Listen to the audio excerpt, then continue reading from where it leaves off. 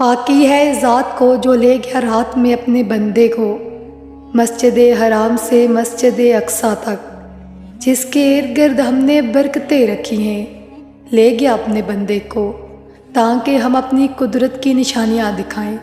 بے شک اللہ سننے والا اور دیکھنے والا ہے۔ ٹل نہ سکتے تھے اگر جنگ میں اڑ جاتے تھے، پاؤں شیروں کے بھی میدان سے اکھڑ جاتے تھے، تو اس سے سرکش ہوا کوئی تو بگڑ جاتے تھے۔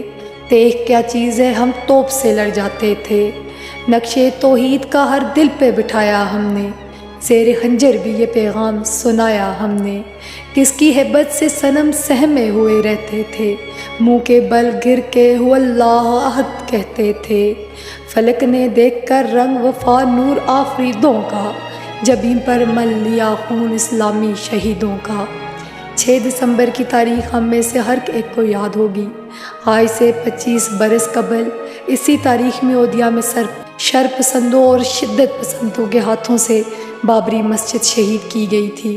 دن کے اجالے میں کھلی جارحیت کا مظاہرہ کیا گیا تھا اور اللہ واحد کی عبادت کے لیے بنائے گئے گھر کو مسمار کر کے زمین بوس کر دیا گیا تھا۔ ہم سال 6 دسمبر کو ایک اور حرکت کی گئی جسے دنیا بھر کے مسلمانوں نے اذیت محسوس کی اور ان کے دلوں میں اضطراب پیدا ہوا۔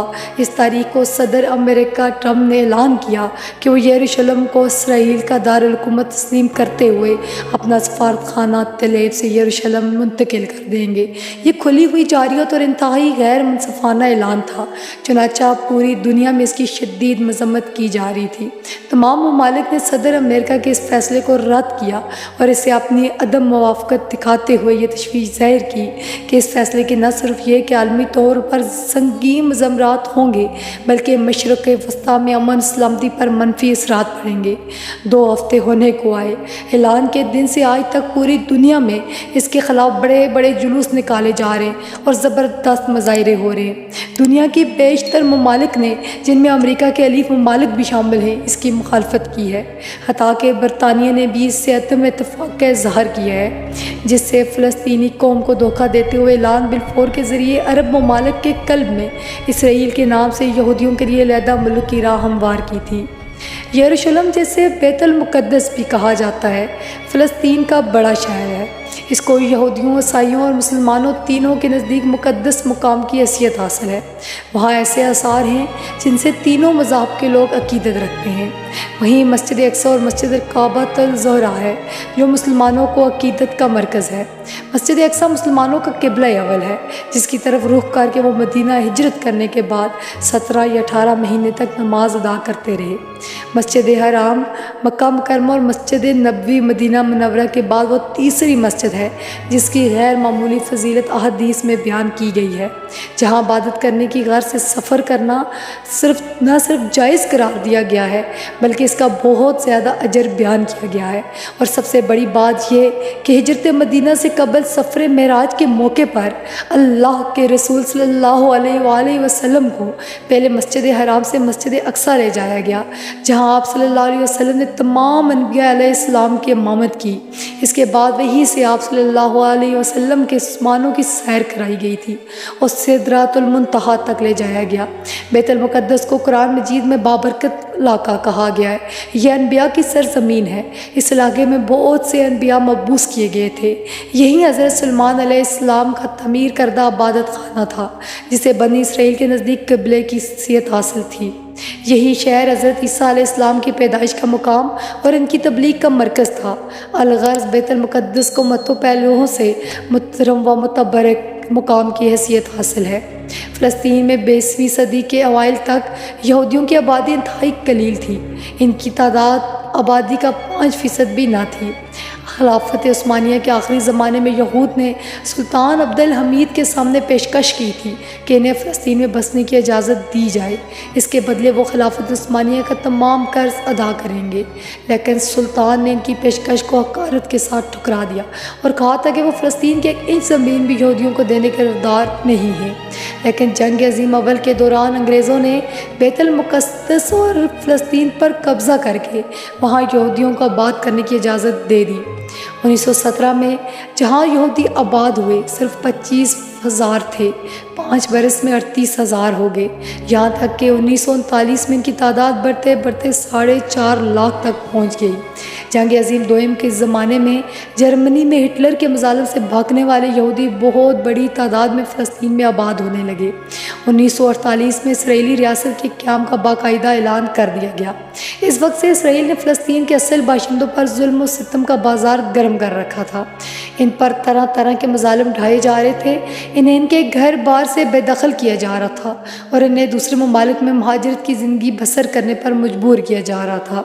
1948 میں پہلی عرب اسرائیل جنگ کے نتیجے میں اسرائیل فلسطین کے 78% حصے پر قابض ہو گیا تھا، تاہم مشرقی یروشلم، بیت المقدس اور غرب اردن کے علاقوں پر اردن کا قبضہ برقرار تھا۔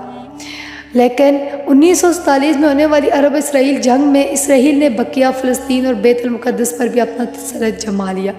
بین الاقوامی قوانین کے مطابق مقبوضہ علاقوں میں کوئی تعمیرات نہیں کی جا سکتی تھی، لیکن اصل اعلان قوانین کی خلاف ورزی کرتے ہوئے فلسطین کے تمام علاقوں میں مسلسل یہودی کالونیاں بسا رہے تھے۔ قرآن مجید میں یہود کا تذکرہ بہت تفصیل سے ہے۔